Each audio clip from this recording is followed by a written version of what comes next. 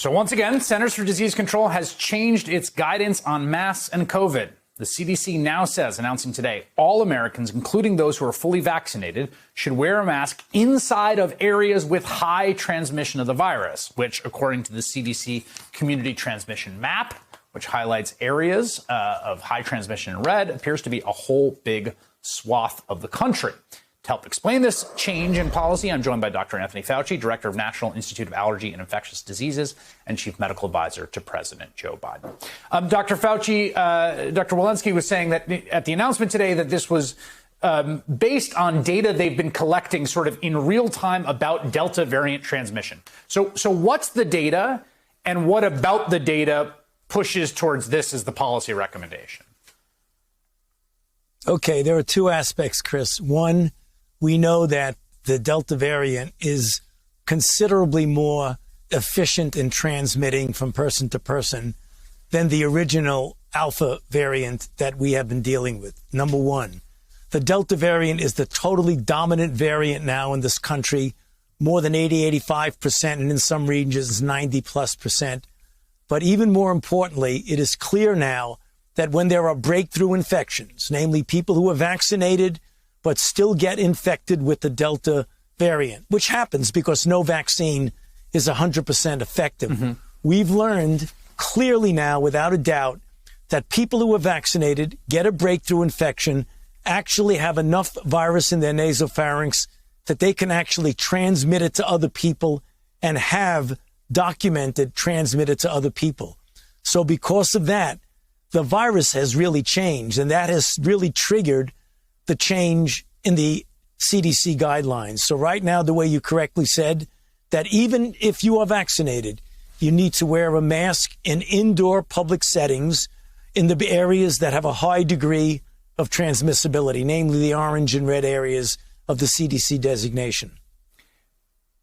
So when we spoke about the decision by the CDC to say you didn't have to mask indoors if you were vaccinated, the key driver there was data about virus transmission amongst those folks vaccinated. And you were on the program, and there was a little bit of a question. We knew that in the testing for the clinical trials and then in real world testing, this was doing a very good job of preventing severe illness and hospitalization. There was more question about whether you had viral load to transmit. The data came back saying you don't really, and that it's okay to be indoors. Right. Now, I guess the data is just different with Delta, but do you understand why people might feel a little whipsawed between the last announcement and this one? Yeah, it's thoroughly understandable, but there really is a pretty clear explanation of it. And here are the data. When you go back 60 days or the 2 months ago, when you look at the level of virus in the nasopharynx of a person who's vaccinated and gets a breakthrough infection, it was considerably less than the level of virus in the nasopharynx of an unvaccinated person. The data were clear.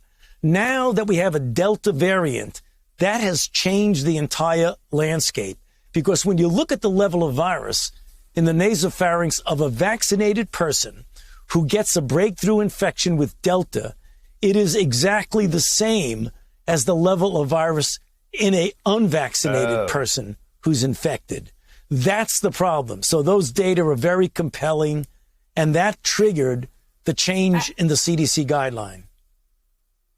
That is fascinating to me, because I know basically nothing about medicine, but I guess my intuition would be that the viral load would correlate to severity of illness. And what I'm hearing from you is that, like, you've got a situation in which Delta is producing a higher viral load and higher viral load shedding by orders of magnitude, if the data we have is to be believed, and yet not leading to severe illness in the way that you would fear, right? That the big fear was that you'd have that it would essentially evade the vaccine.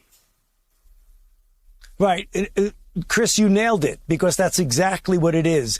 That the antibody response, the immune response that your body makes that needs to block virus in the upper airway needs to be much more powerful than the immune response that protects your lungs.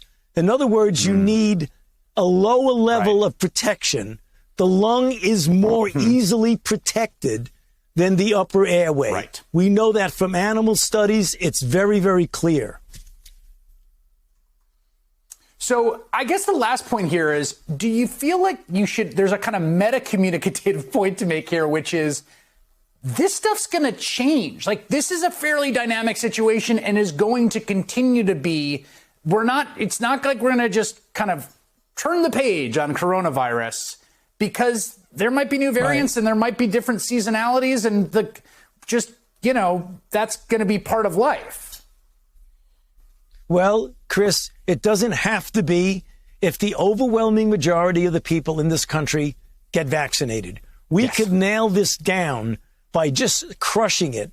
The problem we have, Chris, that you and I have discussed multiple times on your program, right now, we have 100 million people in the United States who are eligible, who are not getting vaccinated. That's the problem.